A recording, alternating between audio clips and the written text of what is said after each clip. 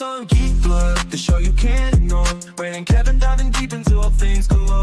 Comic book, movie, sci-fi, and action thrill. Reviewing new TV shows, we keep it real, real. Reminiscing the attitude era, wrestling at its peak. Nostalgia from the 80s and 90s, memories we seek. Pineapples for our rings, a unique touch. Geek culture in our blood, we love it so much. Geek Blur forever, we love it so much. Geek Blur, where we talk about it all, from superheroes to wrestlers. We stand tall, Ray and Kevin, the dynamic duo in sight. Geek Blur, shining bright, shining bright.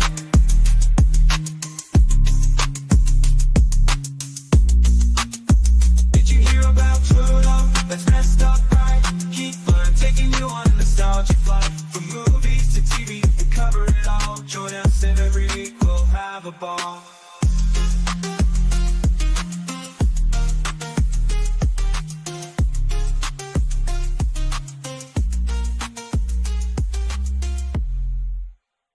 Shuffle.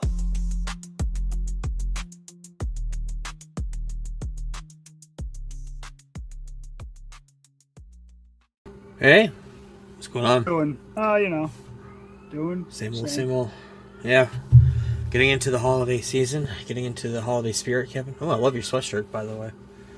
Got a big trailer announcement to talk about this week. Yeah, I can't. Hold on. You're muted on your side. It says muted on Kevin. That's weird. Hold on. Their mic isn't connected, it says. Yeah, that's what it told me. Weird. Yeah, you keep going in and out. Technical difficulties? You're out again.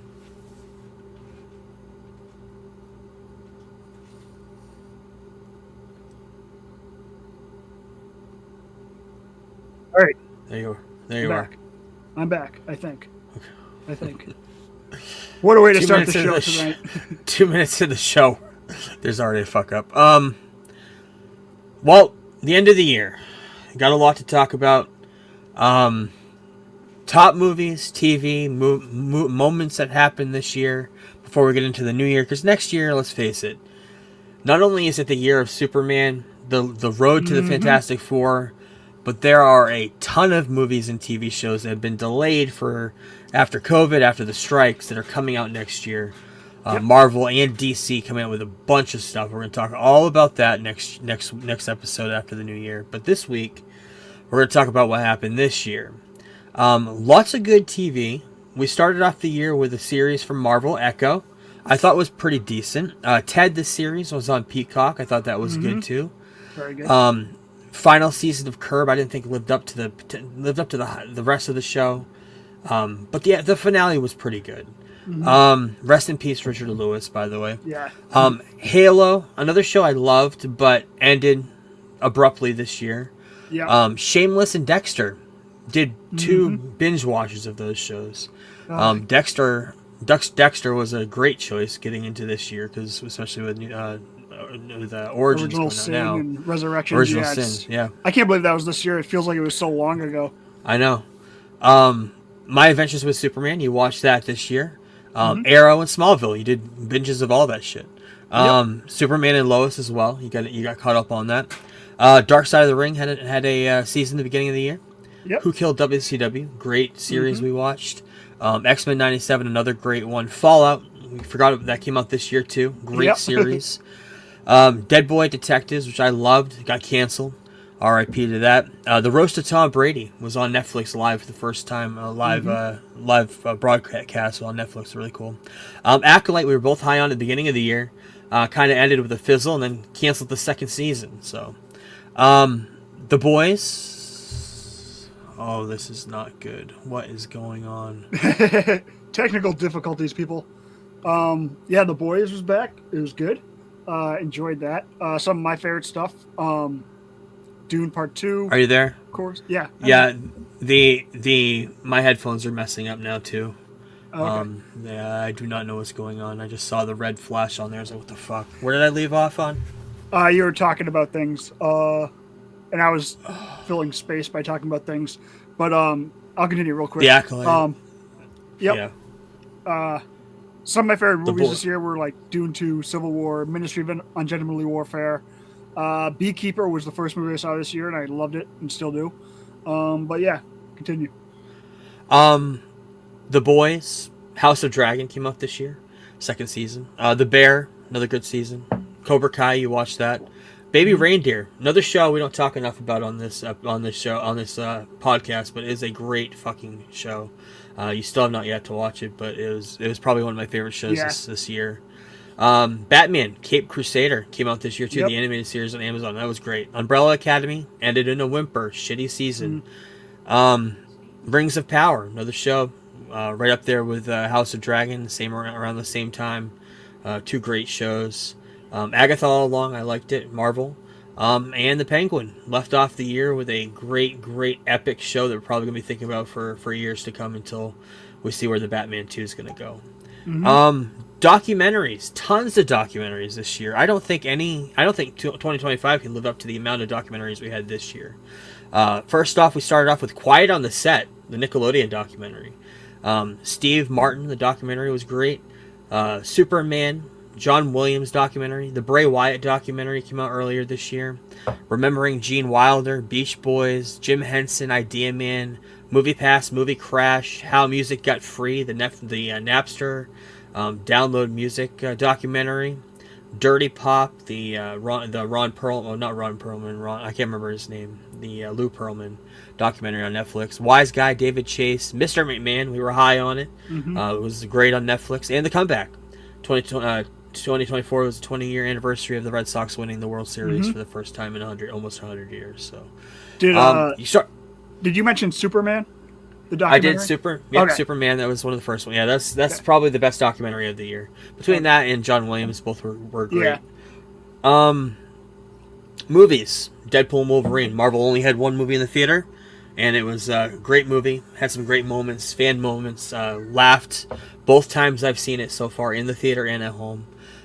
Dune Part 2. We were five pineapple ratings on this show for both of us. We loved that movie.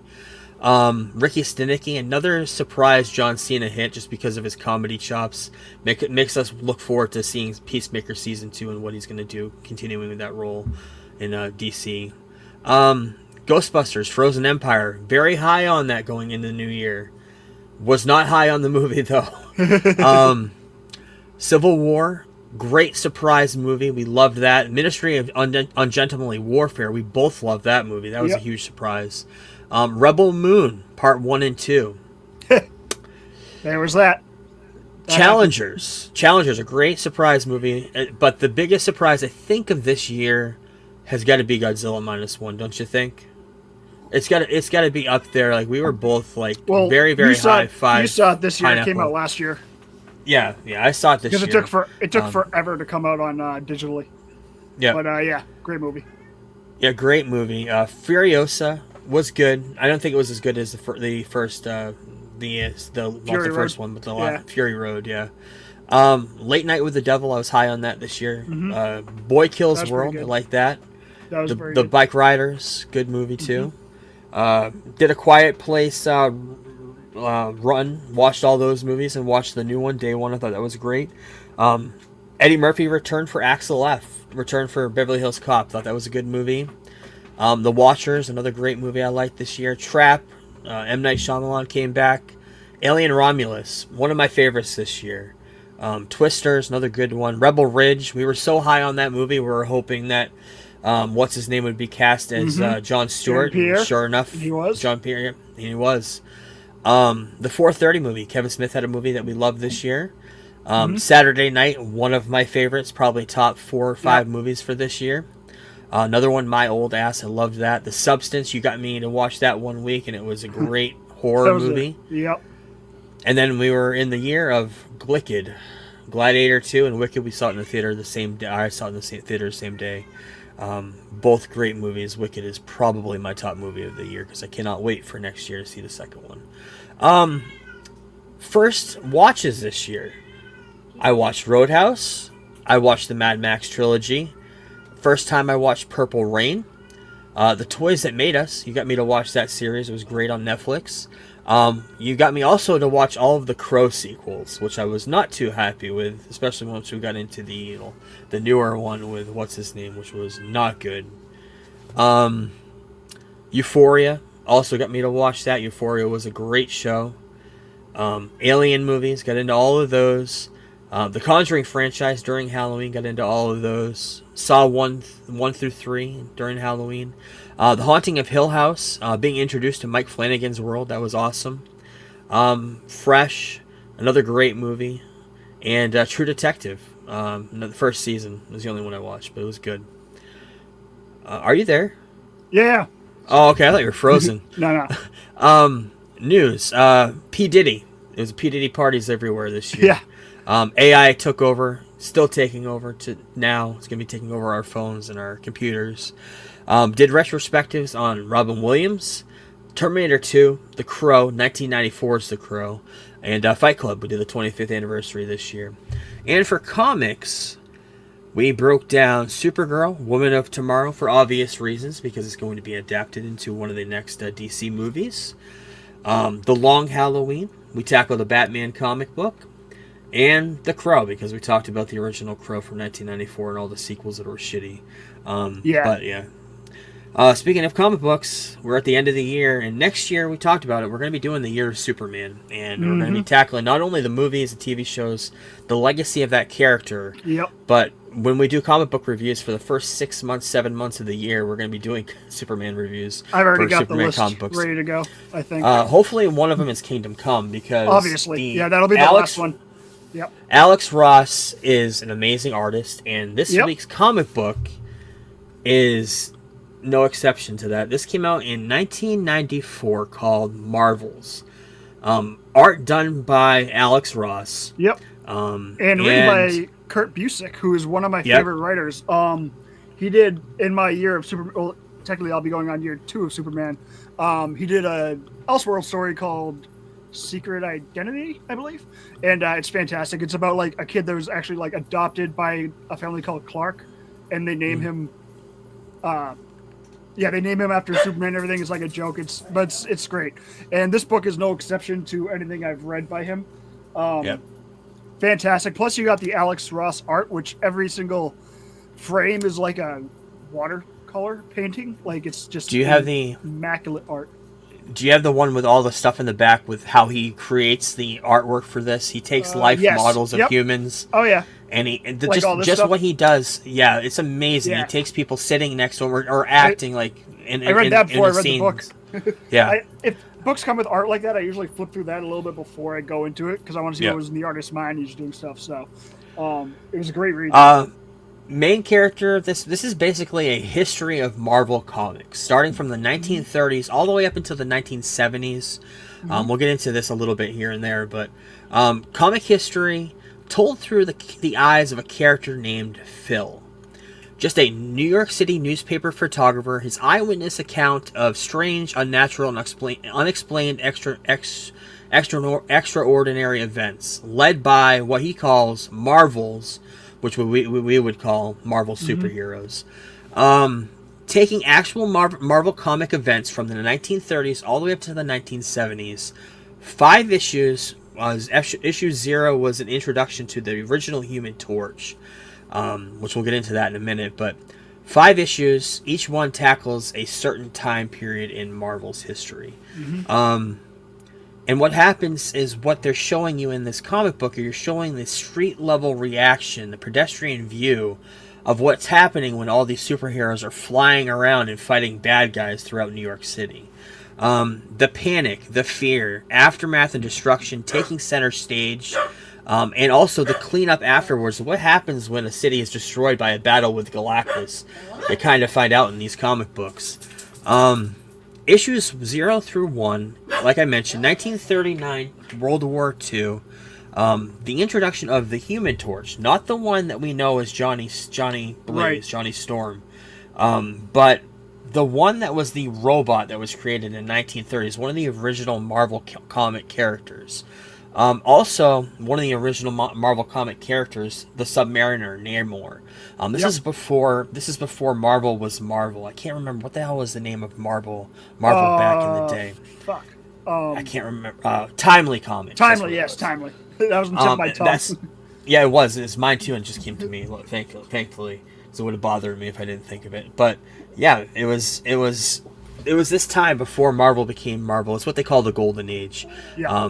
And it's all about that. Not only that, the Golden Age of miracles, but it's also showing Captain America. Captain America was part of this as well. This is before Captain America became frozen in ice. This is him in World War II. If you've read the comics, you know there's a famous comic book cover of Captain America punching Adolf Hitler. That was during this time, and shows him in this comic book in issue 1 in Europe during World War II propaganda. And you also see Namor's war against the human race, which I thought was great depiction. Seeing Phil's reaction to this, because he's a photographer, he's taking pictures of New York City when they're attacking. I do have some pictures here I want to show, just some great art from this book. That's, of course, Namor and the Human Torch fighting on the left side. And the one on the right side on the top, I think, is a great picture of Namor attacking New York City with a big, huge flood. And you see the Human Torch flying, trying to save the city. And you also see in the bottom right corner, you see all of the superheroes of that time, led by Captain America, fighting in World War II, going into a Nazi camp in Germany. This is a great issue.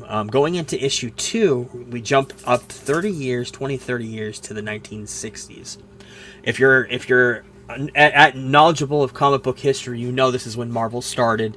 You got Fantastic Four, X-Men, and Spider-Man all came out within 62, 63, 64. That's when Stan Lee came in and took over, and they changed the name to Marvel Comics. What they consider the Silver Age in America, Silver Age of comics. And like I mentioned, you see the Avengers, the formation of the Avengers in this comic, but you also see the X-Men origins and the parallels, if we talked about it before, the prejudice and civil rights movement. At the time, that's where Stan Lee based the X-Men off of. So you can kind of get that where these X-Men, the heroes are heroes, they're humans, but the mutants are a little bit different. They're humans, but they're so weird and so different than everybody else that you see the prejudice like you saw with the civil rights movement with Martin Luther King back then, and they kind of try to put that into a comic book. So issue 2 tackled that and tackled Phil and the world's reaction to that going on the ground level, what was happening there, as well as the superheroes fighting that issue as well. Issue 3, we only jump up like a year or so after this, and Silver Surfer brings on a series of extraterrestrial events as Galactus attacks NYC. You see Galactus attacking New York City from the street level. You see people looking throughout buildings, watching the Galactus come down and attack the city. Panic and confusion from civilians watching on, feeling of fear and world-ending consequences. Not sure what the hell are they doing? What are they talking about? 'Cause you don't know.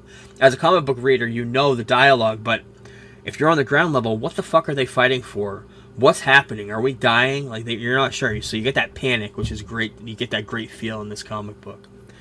So then you go to issue 4, 1970s. Phil, at this point, he's retiring. He's been a photographer for, at this point, 40 years. So he's ready to retire, go with his family, retire somewhere, get out of the business, get out of all the action in New York City, superhero fights and bad guys. But 1970s was famous for Green Goblin and Spider-Man having this big, huge battle, and Gwen Stacy falls to her death. And we all know that story, but we see it through Phil's eyes, and Phil becomes friendly with Gwen Stacy in this comic book. And right before he's about to get more information to try to, because we all know that J. Jonah Jameson does not like Spider-Man and is always trying to badmouth him. So he's trying to kind of get him off the hook. He tried to protect his name because he knows Spider-Man is a great hero, but he's being brought down unjustly by J. Jonah in the Daily Bugle. So he tries to befriend people around him, and Gwen Stacy's father was supposedly killed by Spider-Man, and he's trying to disprove that he had anything to do with that. So he goes to his daughter, Gwen Stacy, and tries to talk to her. And right before they have their meeting, that's when the Green Goblin steals her, and then of course you know the rest is history, where she falls to her death eventually. But but it changes his perspective on how the world views the wonders of the Marvels. This book series does a great job depicting how we, if we were citizens looking at the Marvels, up high 70, 80, 90 stories in the sky fighting, what we would see, how we would react to it. Would we hide? Would we know what the hell was going on? Would they be just guessing, second guessing what the hell the fights were all about? Like, does a great job of that. Plus, just with the lifelike art of Alex Ross, it just brings you in this world, I think, better than any artist could have done. Fantastic series. If you have not seen it, that's issue 1. Let me go through the slides a little bit for people who are watching. This is issue 2 with the X-Men, the Sentinels, the wedding of Reed and Sue from the Fantastic Four. Issue 3, Galactus. This is Harold's Silver Surfer, the Fantastic Four. And this is the issue with Gwen Stacy, which is just a fantastic set. This is all collected on collected paperback editions now on Amazon. If you want to get them for like $20, you can get a cheap one. Yeah. But very, very good comic book. And next year, we're going to do all Superman, so look forward to that. Yep. Probably doing one a month, right? Give or take. We can do one a month. Most of the stories can. I picked shorter ones, so you can get through it pretty quickly. I read one of them like last week. So you can get through them pretty quickly. They're not. I'm not gonna make you do like World Saga, which is like a fucking 750-pound page behemoth, but right. It's a good book. But I've been purposely coming this year, so I've been purposely staying away from Superman. I know you've been watching. You're trying to catch up on the stuff. I plan on doing at least every other week. I'm not sure when we're going to start, but I want to tackle an aspect of Superman in time. Like in the very beginning, I want to talk about like the Max Fleischer 1930s. That's where I kind of began my love, because I had that on VHS when I was really young. They're all on YouTube. They're all on YouTube. Plus, I have them on iTunes. They were like $9 on iTunes for every single one of them. They've been remastered in HD, of course. But that's where I got my. That's before he flew. That was him jumping over leaping over tall buildings. We'll talk all about that next year. But it's kind of where we're going to start to talk about it. It's gonna be a great year. Great year, just like Trump. It's gonna be great. It's gonna be great. Hey, so speaking of Trump, that new haircut of his is stylish. I saw that. Yeah. Can barely recognize the guy. Next week we have season 2 of Squid Game. Never watched the first season, so I did finish. That's basically why we missed watching a few things this week. I didn't watch Shrinking. We had a couple of movies that we were trying to watch. I never finished because I binged. It happens. Plus, it's the holidays too. But I did want to binge this and finish it before we recorded today. I watched it in the last couple of days. This show is. Yeah, this show is incredible. It's great. And it's everybody knows it's good. I'm late to the party, of course, like everything. Did you watch it with subs, or did you watch it with? I watched it with dubs. I could not go through subtitles. I have to be in the right mood to watch something with subtitles. 9 hours, hell no. That came out this year too that we forgot to mention. Shogun was also Shogun, incredible show, but half of it is in subtitles, and so you really got to lock in for those. Yeah, we didn't talk about Shogun that much on the show. I think I asked you about it a couple times. I never watched it. I watched we'll get 3 into that maybe. It's good, but Yeah. But yeah, this show is fantastic, and of course, I understand why this guy was hired to be Saul in Star Wars. He's a great emotional character. Where I don't want to give the huge spoilers of it, but basically, what the show is it's this private group that gets all these down and out people who owe debt beyond millions of dollars to anybody, to loan sharks, to the government, to whatever. And while they're down on their luck, they ask them to go be part of this game. If you play this game, you could potentially win billions of dollars. So this guy, the main character, I don't know anybody's name because they're all foreign names in the show, but this guy who is Saul in Star Wars, the Acolyte, is the main character who is sent here trying to, and he interacts with a whole bunch of different people. And as you see in the poster, if you're watching, these are mostly the main characters, but they're all led by led and run by masked men. So you can't see who's running the show. You can't see who's killing people. Well, that's what ends up happening. The games are to the death. And they're all childhood games. Like the first one is red light, green light. And if you move during the red light, they eliminate you, and by eliminating you, they kill you right on the spot. So they lose over half the people right first round already. This is an amazing show, right up till the end. There's a big, huge twist I kind of saw coming about halfway through, as I kind of figured that. But great show. This is on Netflix, and the reason we're bringing it up is season 2 comes out next week. I think my favorite character besides him is the old man. I love their relationship throughout the show. So I'm really looking forward to Friday or Thursday when it comes out. I don't know if I'll be seeing it because there'll be a lot going on in my house on Christmas. Yes, holiday week. And shit like that. But yeah, I'm looking forward to it.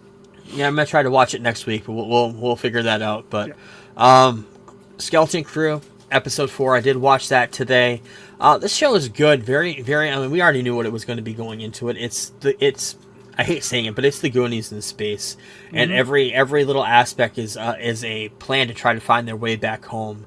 And now there's this world that could be a treasure planet. We're not really sure what's going on. Besides that, we're not really sure about Jude Law's character. Is he a Jedi? Right.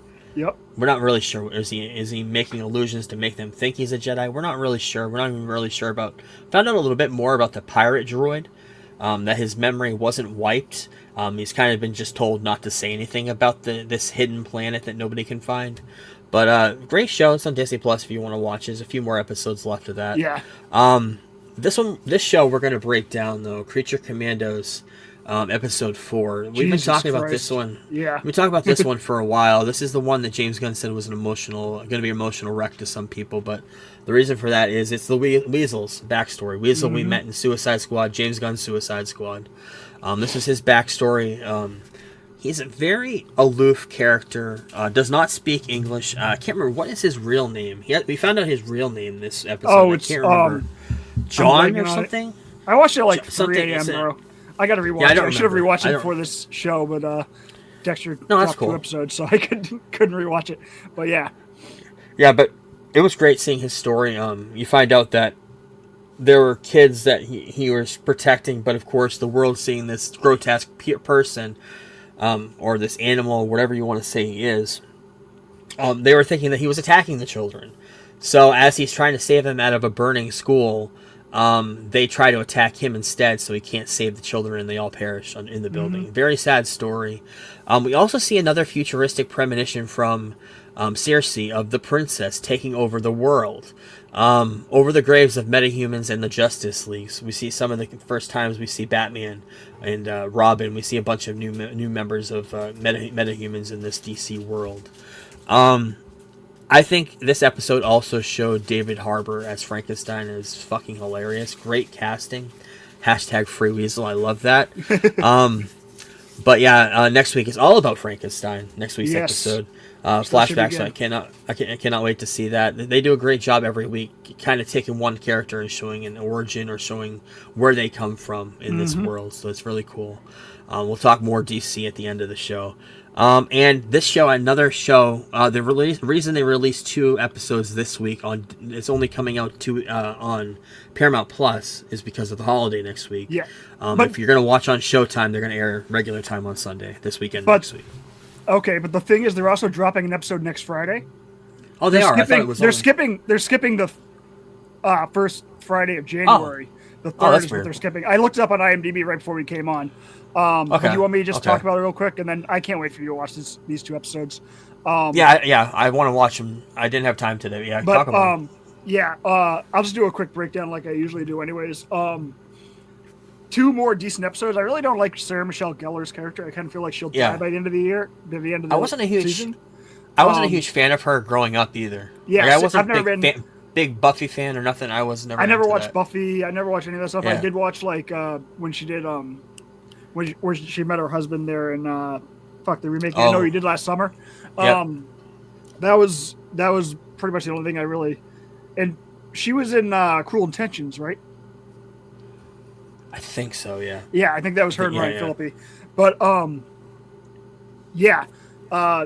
not really sure if I like her character. She's kind of a bitch to Dexter in this, but like kind of because she's like the boss. Right. But his mannerisms, like he's actually like he doesn't really interact with too many people outside of his family in the first episode, but he interacts with a lot of like Deb's friends in this episode, and his mannerisms as Dexter are so goddamn perfect.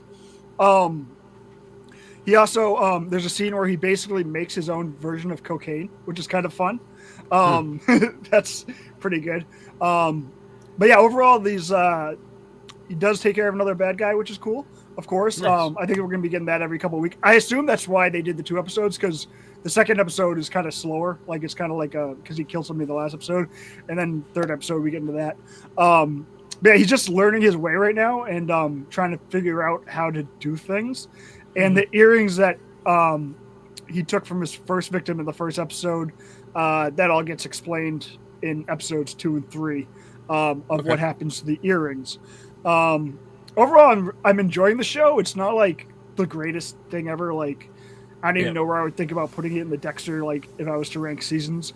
But it's a fun show to watch on a Friday because I got nothing else going on anyways. So yeah, I was surprised. I was surprised because after we were high on it last week. I was surprised to see all the hate online for it.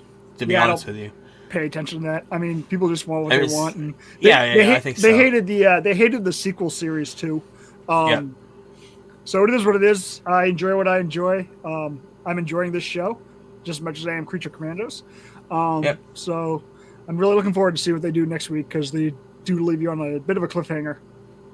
Speaking of sequel series, New Blood, the sequel, was supposed to star Harrison. Already had 10 episodes written for it. I put that in the notes. I wanted to bring that up, but that was canceled. And they went with Resurrection. I found out more about that this week. Okay. The reason why New Blood was in one season, because they only had one season with Michael Hall, whatever his name is. Yep. He was not going to come back and do any more, but I think it's kind of like once you taste that blood, you want to come back for more. And that's basically, they're paying him a lot of money to do that. I was going to say, in the $8 to $10 million he's making probably helps also. Yes, yes. But yeah, you could tell they kind of originally left off New Blood with it going into a Harrison-focused show afterwards. Definitely could tell that.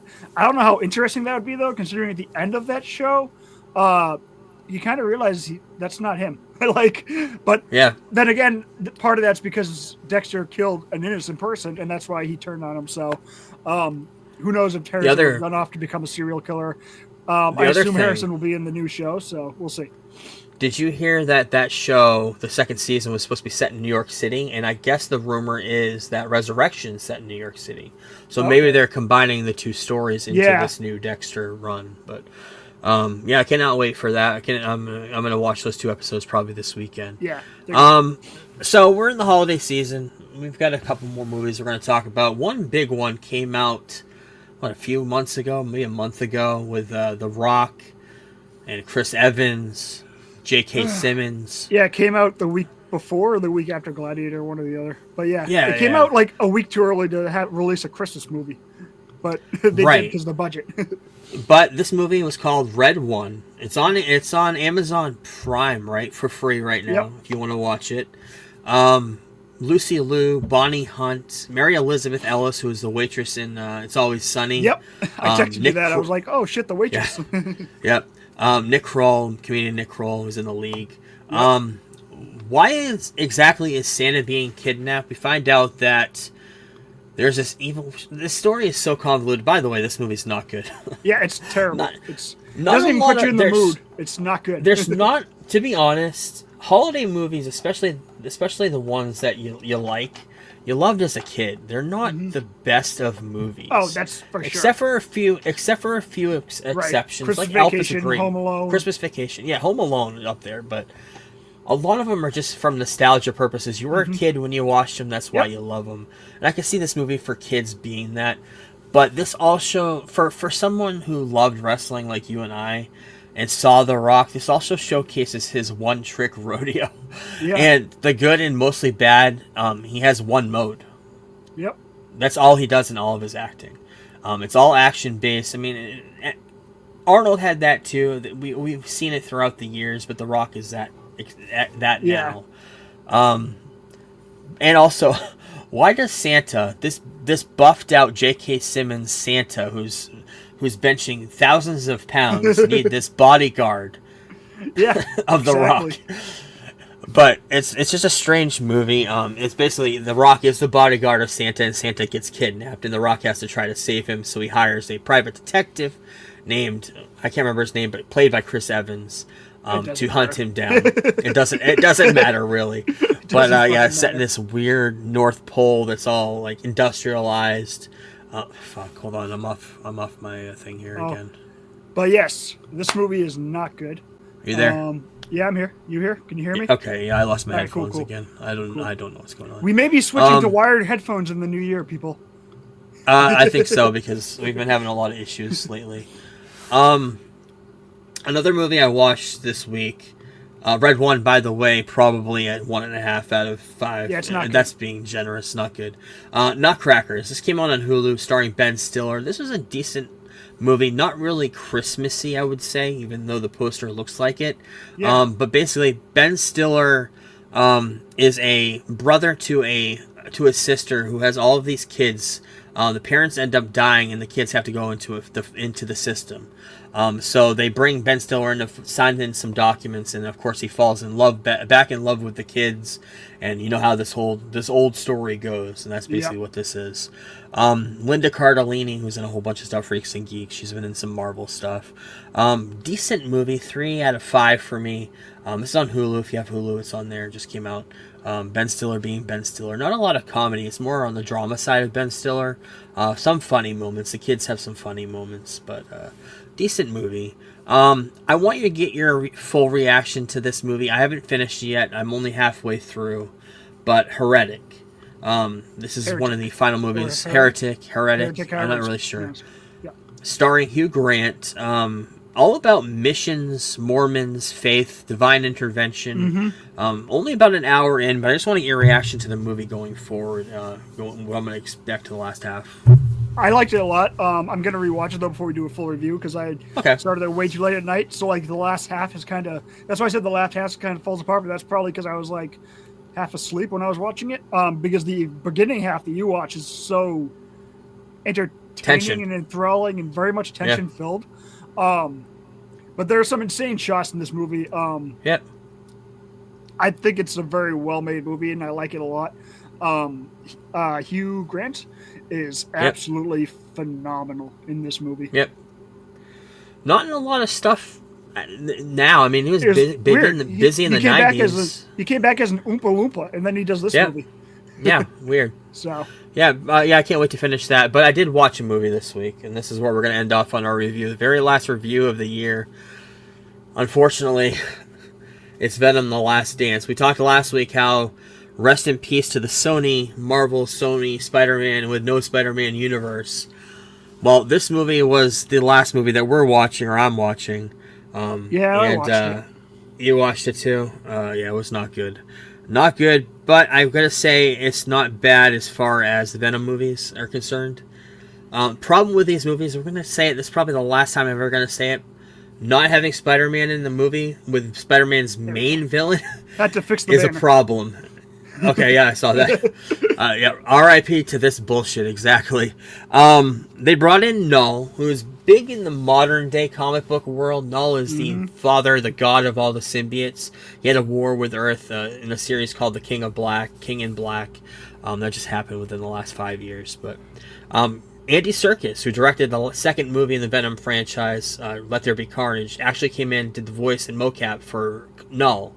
And I think Sony was expecting to make this a whole entire franchise after this movie, but it failed completely in the box office. Came to digital within a month, so it's not going to do that. It's still, I believe, it still made its money back though. Like it didn't. It did, die at the box office. It made its money back. The Null thing, that PS2 cutscene bullshit CGI they used on him. Yes, it's exactly what it was. Terrible. PS2 is exactly a PS5, what you would expect from the Spider-Man games on the PS5. You're exactly right about that. From the very beginning of this movie, they were bashing the multiverse, especially kind of taking all that stuff that was done in No Way Home and ripping it on its head. Even though No Way Home worked with the multiverse, is where Sony made their most money in the last few years, was from that movie. Yet they were bashing it in this movie. The formula, the symbiotic relationship with Eddie and Venom still works, even though it's messy in this franchise. It's still the key of why these movies are still enjoyable. Tom Hardy, great actor. proves it in these movies because he outshines the movie itself in the story. Just showing their relationship, talking to each other, him talking to himself, pretty much. In this movie, joining the cast, Juno Temple, who we've seen in Ted Lasso, Chiwetel Ejiofor, who was in Doctor Strange, he was in 12 Years a Slave. He's been in a whole bunch of stuff. Rhysai Fiennes, who is in Amazing Spider-Man, he played the Lizard. He was in No Way Home. He played the Lizard again. Joins the cast as a weird hippie that ends up giving Eddie and Venom a ride to Las Vegas. That's where a lot of this movie is based. With his family. In the West. Yep. Michelle Williams surprisingly did not return for this, and she was playing his love interest in the first two movies. Soundtrack was weird. I did not expect the 70s British rock soundtrack. Queen, David Bowie, Cat Stevens. I noticed, and I have a feeling it had to do with Tom Hardy, kind of being a fan of that stuff. He's a fan of hip hop too. He was a hip hop artist. He records hip hop tracks all the time. I think he's on this soundtrack. Eddie and Venom is basically Eddie and Venom's buddy road trip to New York. Eddie figures if he goes to New York, he can clear his name because of the second movie he killed Carnage, and then there's another guy that got killed, so they're blaming him for that murder. So he's thinking, well, if I go to New York, I can clear my name. Doesn't make any sense, really, who this person in New York could clear his name in California. But so it's Sony. We'll forgive that. Yeah. So this is a road trip trying to go to LA. They end up going to Las Vegas, Area 51, where the symbiotes are being hidden. Area 51 gets closed down by the government. A weird fucking story. But not before stopping in Sin City. And you see a weird dance sequence with the leader or the owner of the store in San Francisco, who just so happens to be in Las Vegas at the time. The final act was a symbiote overload. Exact quote I have in our notes. All the symbiotes that we wanted to see, basically in the first movie, when I said that if they were going to show symbiotes, it would be a great time to do it. They did it in this movie. They upped the budget, so they were able to do it, I guess. But you saw, I think, at one point there must have been 6 or 7 different symbiotes. People were taken over by symbiotes in the movie at the end. A big, huge symbiote versus symbiote battle. Reminded me a lot of Transformers, when there's so much metal and metal going on. There's so much goo flying around on the screen in this movie. But Venom's fate. I'm going to spoil it now because I don't think anybody who's listening cares. Yeah. But Venom dies. The symbiote dies. He sacrifices himself to lock Null away where he's been locked away for centuries. So he has to kill himself to break the connection that he has with Eddie. And that's basically what happens. Or is it? We'll have to talk about that later. Juno Temples has one only surviving symbiote, and her symbiote has this weird electrical power, which I know is in the comic books. I can't remember who it was. I don't really care, but she was surviving, and I have a feeling that had to do again with continuing this franchise. There's 3 points that we're going to continue this franchise: her, Null, and the end credit scene, which we'll get into in a minute. And Eddie finally does get to New York City. I think this is foreshadowing. We've been kind of hinting to it that Marvel may be doing something with Eddie Brock going into the new Spider-Man movie, going into a ground level Spider-Man. I'm not sure if we'll see Tom Hardy as Eddie Brock in New York, but Eddie going into New York kind of symbolizes where he's supposed to be. So I'm wondering if we'll see that, because the rumors are all pointing to that direction. I really, after seeing Null, I hope we don't see Null, but I don't know. The mid-credits scene. Null, his full reveal, like you mentioned, PS5 reveal, and he's teasing an invasion, the final threat for universal domination. This movie was all built to build a universe building with Null, and the rumors were always going to be there was going to be Null returning in some form in a symbiote movie or something outside of the Spider-Man universe, and we'll see where that goes. If it could go, if it could still be maybe canceled with everything else, who knows. The after credit scene, Danny Rojas from Ted Lasso escapes from Area 51. He was in No Way Home. He was the bartender in that, who Eddie was in Earth 616. In this movie, he goes back to this world. It's the same Danny Rojas, just with a different hairdo. That's how they explain the multiverse fuckery. And a cockroach circles a sparkling tube that once held Juno Temple's symbiote that was all electrical. And Danny Rojas is walking out there, so I'm wondering if they were trying to hint that maybe he was going to have a symbiote. I'm not really sure what this movie was hinting to or what they were planning. I don't think anybody really knows. And unfortunately, between this and Kraven, a lot of shitty Marvel, Spider-Man, Sony movies in just the last week that kind of took me out of everything. But 2 out of 5, and that's being generous with these movies. Yeah, I wasn't a big fan of the first one. I told you that. I mean, not having Spider-Man in there from the very beginning hurt it for me. I was more high on the second one because at least they did Carnage good. Toned down from what the comic books are. Carnage is a murderer. Not a lot of blood in the second movie that there could have been. It could have been R-rated easily. Same with this one. But we also see what Sony can do in an R-rated movie with Kraven. Kind of a light R-rated. So, 2 out of 5 for me. And R.I.P. to the Sony universe. R.I.P. to that universe, and hopefully they'll take more time with Beyond the Spider-Verse and the Noir show, which I'm excited for. I mean, even though it is Sony, we do see Nicolas Cage coming back to that character, and of course Spider-Man 4 with Tom Holland is where all of us care about, that anybody that cares about Marvel cares. So, with that being said, let's get into the news.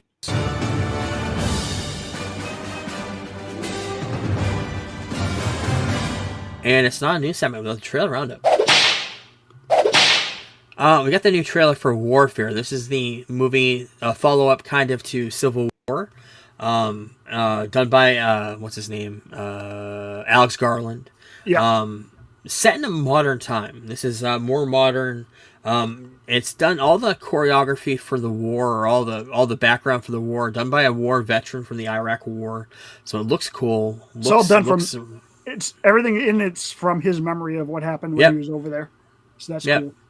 Yeah, very cool. It does look good. Like we were both high on Civil War, so kind of interested in that. We'll keep our eye on it. Stars Michael Gandolfini, who is James Gandolfini's son, who was in the movie on HBO, the prequel series to The Sopranos. Joseph Quinn and Will Poulter. All 3 of those guys I'm excited to see in this movie. So, same. Final trailer we're going to talk about before the end, because there's a big trailer. I know. Just be patient with us. We'll talk about it. There was a big trailer this week? It's weird. There was a huge one. But this is the final one. Should I pause and search it up? How many times have you seen it was the question you should ask. We'll talk about that at the end. But yes. Death of a Unicorn. This movie looks pretty good. I can't remember who stars in it now that it's blanking me. But I think it's Paul Rudd, maybe? I don't remember. But looked different. Looked unique.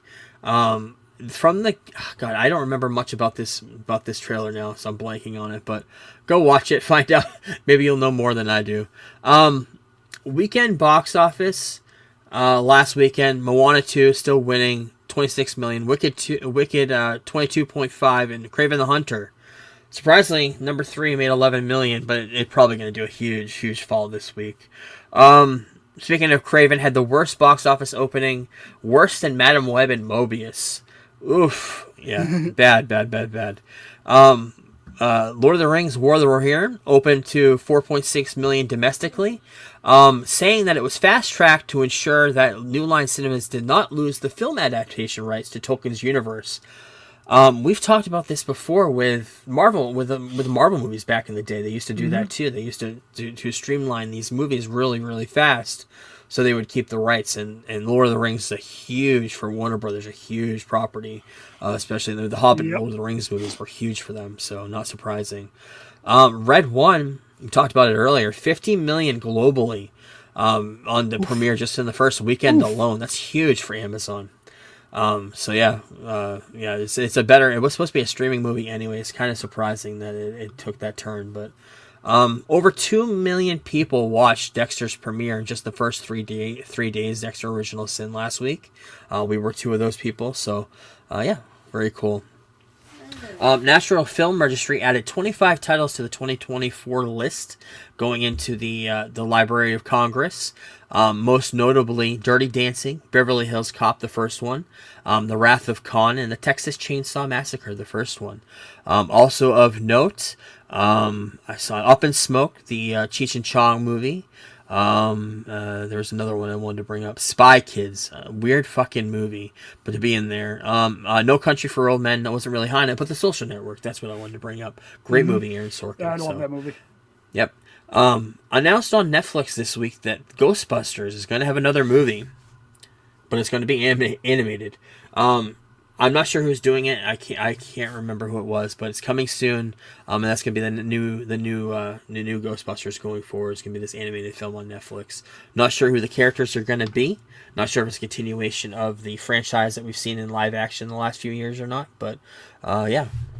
Owen Wilson is gonna star opposite Matt Rife in a Live Nation comedy called Rolling Loud, based off the big festival, the Rolling Loud Festival. Not sure about that either, but yeah. Mason Gooding coming back for Screen 7. Yeah. Yeah, they're bringing back a lot of that cast. So it's odd. I don't know where they're going with the story. Like I think I told you, I don't know if it was off pod or on, that I heard that it was going to take place between 4 and 5. So it could still very well, if he's the only one, if he's casting this movie, they could still go that route. Because I feel like he had a relationship somewhat with Sydney in 5. yeah. So could still be between 4 and 5. But I have no idea.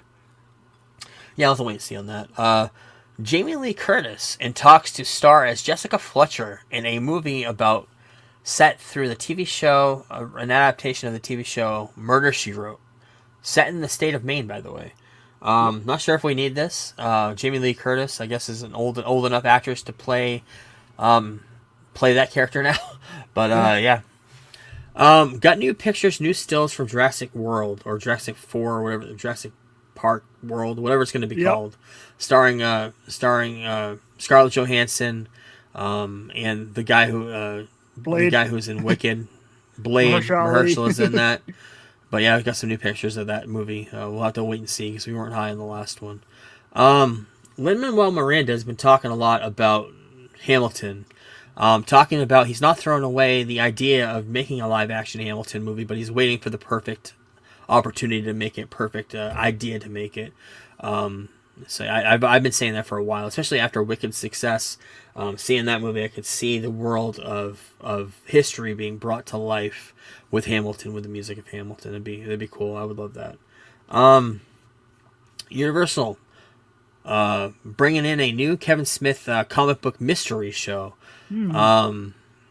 It's called Local Heroes, a group of comic book store regulars who band together to solve crimes in their hometown.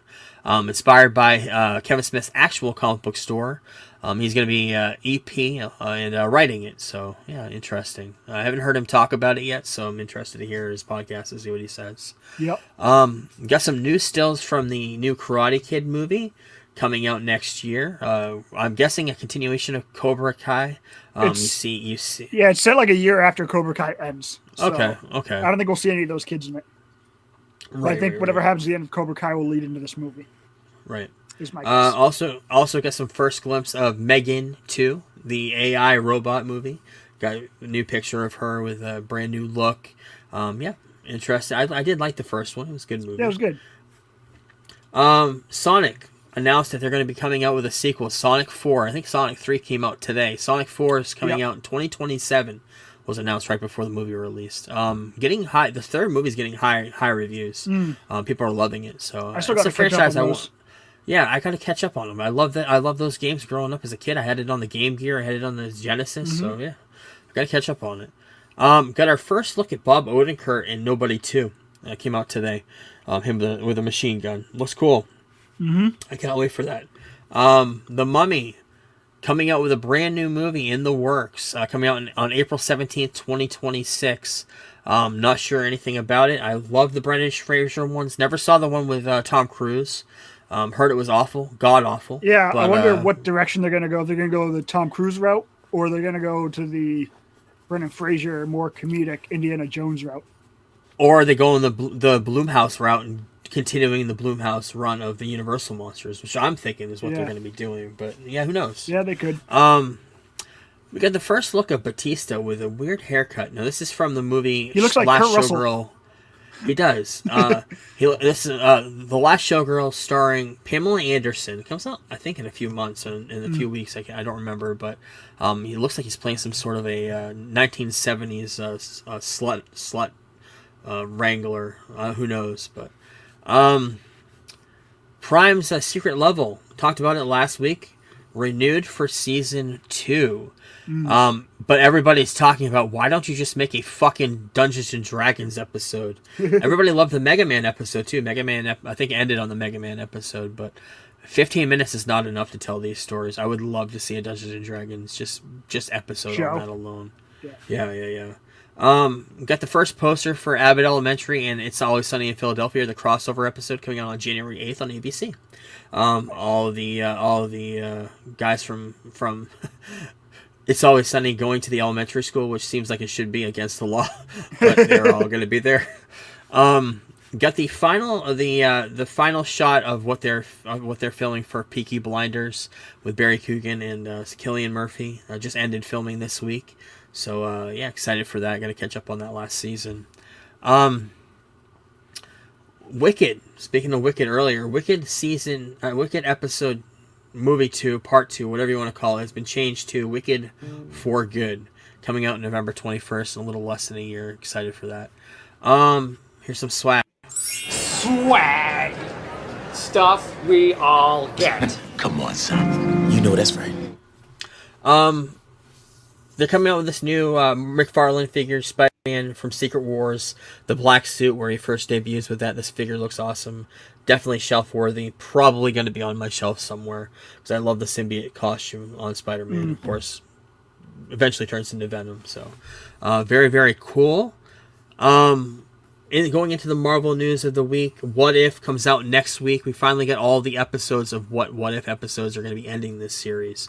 Episode 1, What If the Hulk fought the Mech Avengers? It's basically going to be like Transformers, Voltron versus the Hulk. Episode 2, What If Agatha went to Hollywood? Episode 3, What If the Red Guardian stopped the Winter Soldier? Episode 4, What If Howard the Duck got hitched? Episode 5, What If the Emergence destroyed Earth? What If 1872? I'm excited for that. That's a great run. What If the Watcher disappeared? And the last episode of What If is called What If? What If? It starts next week. It's going to be starts on the 22nd, just in a couple days, and it's going to run up until the 29th, an episode a day. So yeah, very excited for that. Also got the first promo picture of the Fantastic Four that kind of leaked this week with all the characters in their garb from the movie. So that's cool. News from the Spider-Verse. We were talking about it recently. I don't know why that's there, but news from the Spider-Verse. They have new directors coming in to finish the movie Beyond the Spider-Verse. There was a big problem that nobody knew about. This movie is supposed to come out back in March, and they brought in new directors to finish it. And I guess the audio has not been recorded. Nothing's really been some of the finished characters. Yeah, it's weird. Yeah, very weird that this took a turn like that, considering it was supposed to be out not that long ago. But Sony. I saw this rumor everywhere. I'm not sure about it. But reporting looking to sell the rights to Spider-Man back to Marvel Studios. I think this is just speculation. I don't think it's going to happen either. It's their moneymaker. They're not going to do that. And also, they can do fucking nothing and just have MCU put out Spider-Man for all eternity and make fucking $500 million every time they do. So why would they? Yeah. I mean, even if they don't do their own movies or projects anymore, which I'm kind of hoping for, they're not selling, is my guess. Yep. Their biggest moneymaker was No Way Home, and they had no touch of that. I mean, it was all Marvel produced. Mm-hmm. So, there he is, Kyle Chandler, looking like the Green Lantern. Very excited Earth for this 1. Movie. That'll very be a book excited. I'll read, when that gets closer, but yeah. Okay. Me too. Yeah, we'll do that. Earth 1's a good story. Yep. So finally in news, the news everybody's been waiting for, including you and I. On Monday, first of all, let's just show this glorious fucking poster that debuted Monday morning of Superman. Oh yeah, David Cornsweet. So we are very excited when we saw the poster, but we had to wait 3 more days. It was announced for the trailer, which we've been hinting to is going to happen. So they had a trailer event. First of all, I just wanted to show the posters of the 4 posters for the main run of this series from Christopher Reeves, Brandon Routh, Henry Cavill, and this one. Out of the 3, I mean, the original is my favorite, but this one, the prism of this new one is just on par with that one. I think it looks fantastic, especially the motion poster, which looks incredible. We'll get into all of that in a minute, but like I said, WB opened up. They had the press come in talking about seeing this movie or seeing this trailer. The cast was there, Cornsweet and Brosnahan was there, talking about it. And James Gunn revealed a whole bunch of new info. Yes, he did. Revealed the top influence for this movie was Top Gun Maverick, saying that the action was influenced by that, but the universe blueprint was inspired by the open world of Game of Thrones. Both of the 2 things he said this week got me very, very excited. It got me pumped up more for this movie. I love being dropped into a universe that already has lore that they can explain later. Like that basically happened with Star Wars, the same thing. It's different to build a universe that way, which I love. I love that. This is the little quick teaser of the teaser we saw on Monday too. These are just quick little glimpses. We saw Superman from behind. The Daily Planet looks incredible. Looks just right out of the comic books, but Zack Snyder was just like a skyscraper with the name Daily Planet on it, but this looks just like right out of They never showed that in the movies. That was from like a Turkish airline ad they used it for. Okay. So I don't know how much involvement Zack actually had in that.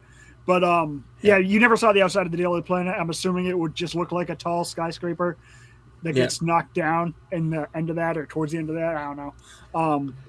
But yeah. Also explaining the trunks and wearing, because they did decide to do the red trunks on Superman. David Cornsweet had the idea that basically he's an alien. He's got these incredible powers. He shoots beams from his eyes, can blow the truck over. He's an incredibly powerful, could be considered a scary individual, and he wants people to like him. He wants to be a symbol of hope and positivity. So he dresses like a professional wrestler, dresses in a way that makes people unafraid of him. That shows that and I was like, that really clicked for me. That was James Gunn talking about David Cornsweet coming up with that idea, which I think is a great concept of thinking out the box for that.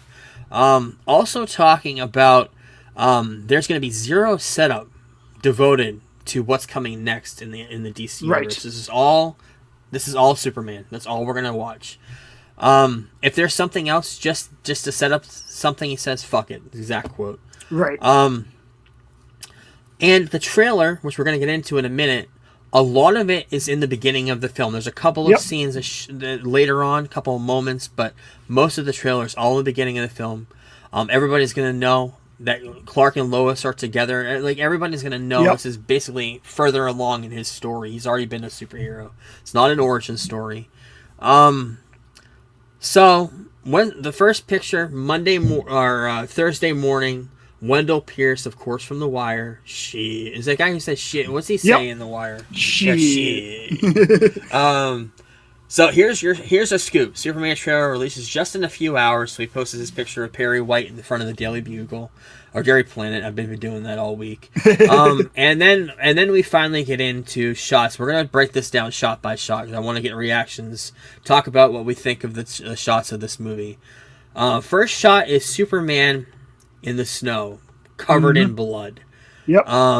Second shot is Clark running through a crowded metropolis into the Daily Planet, which we see in the picture on the bottom left, sitting at his desk, walking through the Daily Planet. So, what are we thoughts? What are our thoughts? Is this beginning of the movie? Obviously, Clark is attacking the kaiju that we think. I assume. I think the movie's going to open up with the kaiju fight. I think this will all be like the next day or something like that. The Clark stuff. But I was so surprised he gave us. And this is about like the whole trailer or whatever. It really was a teaser trailer, even though it was a regular trailer length. I was surprised he gave us so much, but still at the same time gave us nothing. Like, we really Yeah. had nothing to go on except for speculation from the shots. Yep. I was so happy they gave us the Clark walking down the street into the Daily Planet, not Bugle. Almost to myself. Like a mumbling around, Trying nerd, to zoom through traffic. zooming through traffic, zooming through foot traffic. Very awesome. Yeah. Lois Lane, we see her in her true form, being a reporter for the Daily Planet. We see Crypto, my favorite scene of the movie, when he calls Crypto, whistles to Crypto. The best part, let's just talk about it now, because the best part is what this trailer has done to the Snyderverse. The bomb that it let off yesterday, the memes, the quote, the post, which you've been following more heavily than I have. Oh my god, it's been ridiculous. Block City out there on these streets. Block City. One of the best ones, I wish I got it so I could show it on the podcast, but there's one that shows this picture on the top with Crypto saving Superman, but it's Zack Snyder's with Crypto the shotgun, with a machine gun. Yes. That's a great photo. That's probably my favorite one of this whole thing, but yeah. We see awesome. We see Pa Kent. We see the Kent farm. Yep. We know that they've cast Martha as well. Yes. But we're not sure more about that. Yeah. More speculation. Yep. There's two ways I think they can go with this. Either Martha dies, and that's them consoling each other, or instead of a heart attack or something, there's a disease maybe slowly killing Pa Kent, so he'll be around for maybe 1 or 2 movies. But he might have cancer. He could have something like that, you know. Maybe he does die in this movie. But I think those are the two most realistic things. Do you have any ideas? Any extra ideas? That's what I was thinking too. Martha would probably be the one to die, but I'm not gonna speculate too much because the trailer was awesome, but there's so much here that we don't know. Superman stuff I've read in the last year comes from all seasons, which of course a lot of this is based on. The basis, and Clark and his father have a lot of really good conversations, right, within that book. That's gonna humanize this character in this movie. I believe. I think you're right about that. Next set of pictures, Luthor. I love this shot of Nicholas Hoult with the gun as Lex Luthor. Not Luthor Corp, not Lex Corp, Luthor Corp. So was Luthor Corp? Wasn't that in Smallville? Wasn't that when his dad owned it was Luthor Corp, and then when he took over, it became Lex Corp? I believe so. Because people were pissed about it being Luthor Corp, and I'm like, it's fine with me. I don't give a shit. It looks awesome. For me. It looks great. Like you can change looks like a Metropolis. The thing about like comic accuracy, which is something we get into a lot, is if you change things, but you keep the heart of the central characters, and it's a good movie, then it's fine. Like with Guardians, where it's still the heart of the characters, even though they act different when they do in the comics. Where then you have some other stuff that has happened in DC where people were pissed because they did stuff that wasn't comic accurate, and they went the other way. People didn't enjoy the storytelling at the same time, right? Which we've seen. It all has to do with storytelling. Can you tell a good story that's going to bring you in? Yep. Next set of pictures. We've seen this picture in the background of this alien attacking the city. Yes. But Lois and Clark, they have an emotional moment together. So, and you also see Superman walking through a crowd, getting shit thrown at him. Another theory of mine. That's not Superman. That's the alleged clone, and she's trying to convince him to join the fight because if there's something going on, like what's in the background here, Superman would be there. He wouldn't be just chilling with Lois. So maybe she has the busted up suit, and he puts that on, which you see the very first photo of him in the suit putting the boots on. That could be the Ultraman character that we also see in the trailer. We'll be getting to that in a minute. That's just a theory of mine. And the second picture is great. I assume that's after the kaiju fight. Which my theory on the kaiju fight is the kaiju is Metamorpho, or made out of Metamorpho, and the other heroes like Guy Gardner and Hawkgirl want to kill him, and Superman saves him, and he ends up trapped back at the Stag Corporations. We'll get to that in a minute. I think this is people being pissed that so much damage happened to the city, but a lot of people have been complaining that he feels the can on the back of his head, and I'm like, well, somebody threw styrofoam at you. You would still flinch, even if it didn't hurt. Yeah.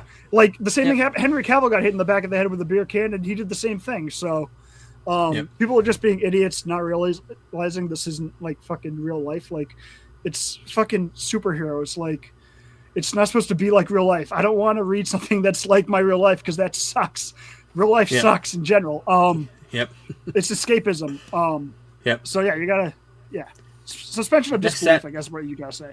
But yeah, next Speaking set, of Guy Gardner, putting up a looks Green awesome. Lantern. I think he's putting up some shades so that they can't look in, and just kind of being braggadocious. And it looks straight out of Justice League International or Unlimited, whichever run that is. Looks just like that Guy Gardner. Looks awesome. Yeah. A lot of people complaining about Corn Sweat being very emo in this scene, very emo in general in the trailer. The people being the Snyder group, but then we see another episode of Krypto taking Superman and dragging him back to Fortress of Solitude or wherever he's going to go. Also see Hawkgirl. Yep. We saw Hawkman in Black Adam, but this time we see Hawkgirl. I love that story in the comic books. I'm hoping that we may see that in live action. Yep. Did they do that in Smallville, right? They did the Hawkman, Hawkgirl story in Smallville, They I think. I did, remember that. yes. Yep. Yeah, they did. Kaiju, speaking of Kaiju, fighting Superman in the middle of Metropolis looks awesome. There we go. Metamorpho, big bad of the movie, we're guessing. I don't know. I think the big bad is Dramatic. Lex. I think that anything that goes up against Superman will be either working for Lex or created by Lex. Like I think Ultraman's going to be created by Lex to separate himself from the comic book Ultraman. Like I said, I think they might have experimented on him and basically turned him into a kaiju. That's just a theory I have, and we were talking about it last night with a bunch of people. And then this is after he comes back to his regular form, maybe in a cell or something next to Superman, which we'll get to in a second. But yeah. And we get Mr. Terrific. He looks awesome. I think awesome. I think he's got the best design, like even better than Superman as far as like just straight up just comic accuracy, like everything about him. And I like the Superman suit, but I just think his design is just awesome. He's being protected in the top screen by some sort of a force field or something. And it looks like he's protecting Lois. Protecting Lois. Or somebody in that bubble. Yeah. Speaking of Lois, we get the iconic picture of Superman and Lois flying and kissing. And I think this is maybe the last one, but this came out today. This is from, I guess, a theatrical. Yes, the Sonic 3 trailer has 3 additional scenes that are like less than a second. It's literally like that's Mr. Terrific standing up, that's Lex and the engineer walking through a tunnel with his security, and then there's one other one. Okay, yeah, those are the only 2 I saw, but yeah, full trailer was awesome. Teaser, of course, didn't give a lot of information about the movie, but we saw glimpses of what it's going to look like. Looks fantastic. Color brought back to Superman, which I've wanted to see since Man of Steel, when everything got toned down and darkened. Not only the picture, but the character as well. But very excited to see where this franchise, the DC universe, goes from here. Yep. And very good jumping off point, and excited the lens for they it, use for sure. For this film is I'm blanking on the name of it, but basically you can switch to 3 different lens sizes. So when you see that shot of Superman busting out of the glass, they change the ratio 3 times while they move the camera, which is kind of cool. So I'm really looking forward to this. A lot of people are complaining about the cinematography, and apparently everyone became the other thing fucking experts in coloring a film this week. Apparently that's been a thing. Like this trailer came out, now everyone got a degree in cinematography and film colorization. But yeah, they still have 7 months to work on any issues that they might have. So we haven't talked about the music. We heard the first piece of music influenced by John Williams, the theme from John Williams. It sounded like an anthem theme you'd hear from like Lenny Kravitz or something. Like it sounded like it'd be played at like the start of a baseball game. We were talking about that last night with some people. James Gunn also talked about the soundtrack. Not going to be influenced more of like the Guardians of the Galaxy where it was outside music. This is going to be more of a score, which we kind of figured it was going to be. So yeah, very, very excited to see where this is going. Did it live up to the hype that you had before going in? It absolutely exceeded my expectations. I think so for me by too. Everything from the length of the teaser to how much they showed us to not showing us anything really, just leaving us with nothing to do but speculate until we get a story trailer probably around the right, just enough to tickle us right now Yep. is what we needed. Suit looks good. Yep. Looks better than we expected. People were like, but he used slow-mo. And I'm like, yeah, that's a good thing to use if it's not 33% of a 4-hour Right. fucking movie. Right, It's a right. good technique. It's great when Zach used it in small doses also. Yep. So it's been a lot of stuff like that I've had to weed through this week. Yes. But none of it It's has been toned down my excitement. Seeing the fact that I think like 112 million people could stream the trailer on all the combined sites is pretty insane. I think Endgame was like 180 million. So that's pretty insane. I think a lot of people tune into the trailer to see, well, one, they hate James Gunn.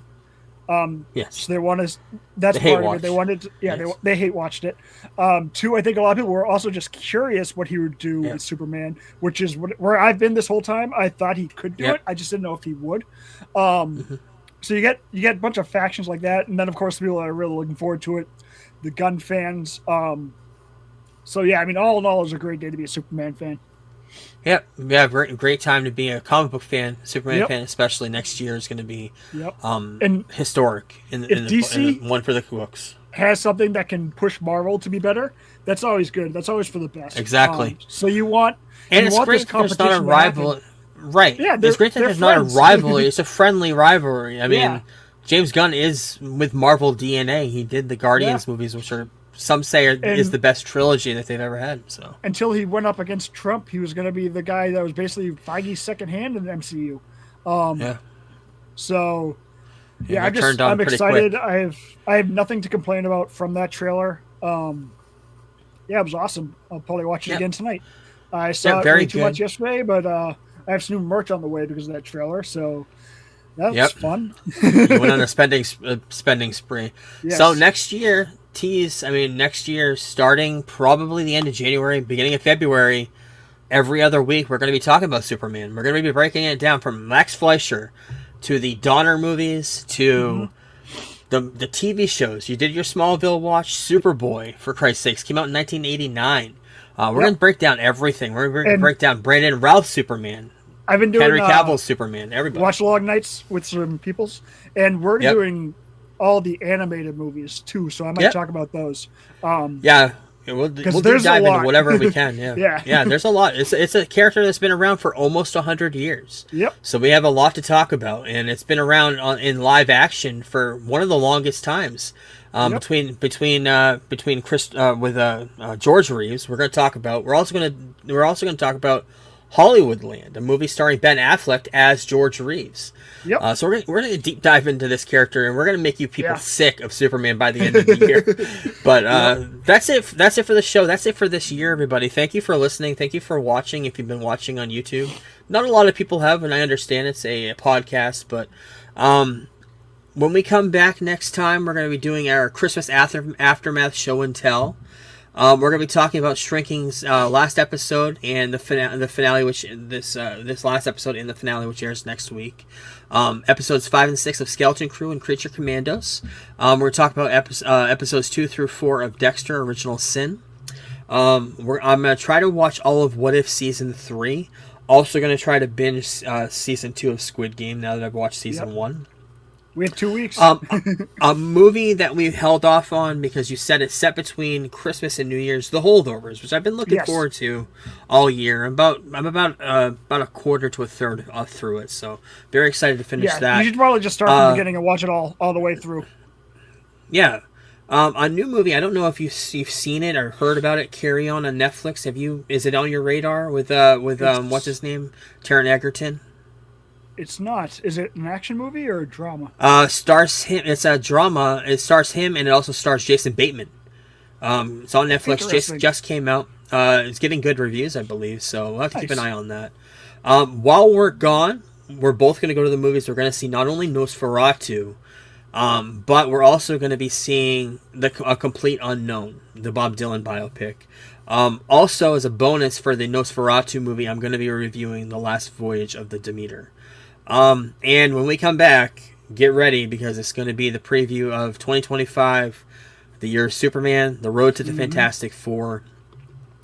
Coming up in January, not a lot of movies, but we are going to be continuing They're continuing the Poonaverse with the very first movie in that universe of Peter Pan Neverland Nightmare. Back in Action, movie starring Jamie Foxx and Cameron Diaz, comes out on Netflix on the 17th.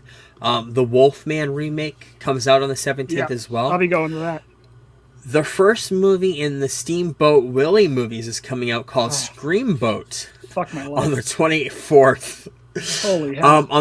On the 29th, Marvel is coming out with a new Spider-Man animated series on Disney Plus, where the animation looks really good, called Your Friendly Neighborhood Spider-Man. And on the 30th, You're Cordially Invited, a new comedy on Prime starring Will Ferrell and Reese Witherspoon. That's basically all for next month. Not a lot going into February. Things pick up a little bit more, and then we get into the summer months. Everything's going to be picking up again. And like I mentioned, so many movies, so many TV shows we're going to be talking about. So stay tuned. Thank you, everyone. We are going into our 4th year, and thank you for anybody who's listened, has supported our podcast, shared our podcast. We do appreciate it. And we will talk to everyone next week. Peace. Deuces. We're the Geek Blurb crew, here to enlighten you, talking all things geeky, from movies to wrestling to our podcast is the place where you wanna be for all the latest news and nostalgia from the 80s and 90s. We review comic book flicks and sci-fi hits, riding the wave of action movies with all the cool bits. From Iron Man to Star Wars, we cover it all. And when it comes to wrestling, we never drop the ball. Geek Blurb, we're the kings of the nerds, rating movies and pineapples, our opinions never blurred. Join us each week for a geeky chat with the latest scoop and a dose of nostalgia that. So if you're a fan of the comic book craze, or a lover of sci-fi and all its maze,